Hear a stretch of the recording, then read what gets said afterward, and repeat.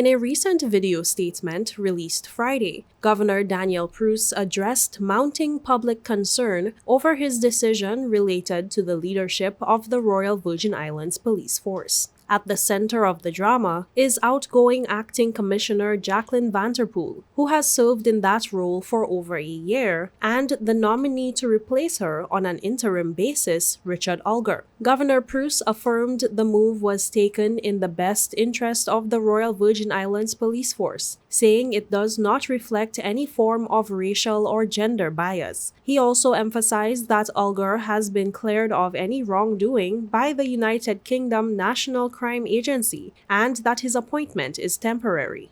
My decisions are, and always will be, driven by one priority, and that is improving public safety and security in these islands. Claims that my decision is rooted in racism or sexism are completely false. Thirdly, I should note that last Thursday, in the interest of transparency, I explained that I had nominated Richard Olger, former Commissioner of Police in the UK Overseas Territory of Gibraltar, for the role of Interim Acting Commissioner. I've sought the advice of the Police Service Commission on that nomination in line with the usual constitutional process. His appointment, if confirmed, would be temporary. He would serve as Interim Acting Commissioner of Police for a limited period. I have not nominated Richard Olger to be the new permanent commissioner. I know there have also been reports about allegations made against Richard Olger while he was Commissioner of Police in Gibraltar, but I should note that a review conducted at the time by the UK's National Crime Agency found no supporting evidence for those allegations. And then my fourth and final point is to confirm that the process for appointing a permanent Commissioner of Police is separate from all of these matters and remains ongoing. Pruce says he understands the feelings of the residents towards the matter, citing that he has a duty to the Constitution to protect the security of the Virgin Islands, and the Royal Virgin Islands Police Force faces a, quote, challenging environment that warrants additional resilience.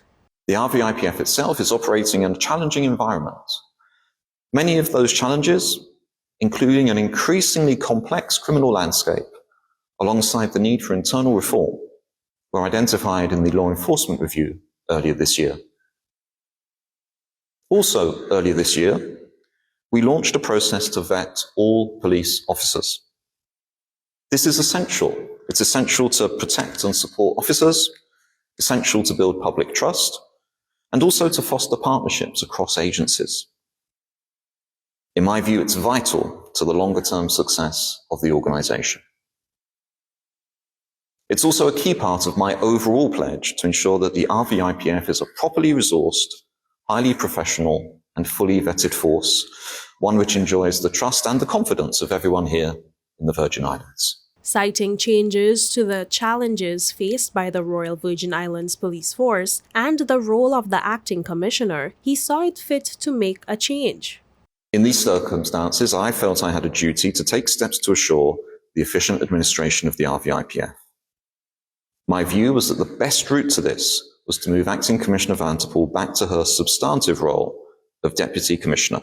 The announcement has sparked protests and criticism within the territory. Demonstrations and calls for accountability suggest that, for many, the move is symbolically linked to themes of colonial oversight, local representation, and equity in leadership. In closing, the governor thanked the men and women of the Royal Virgin Islands Police Force for their service and said he plans to meet with them again in the near future.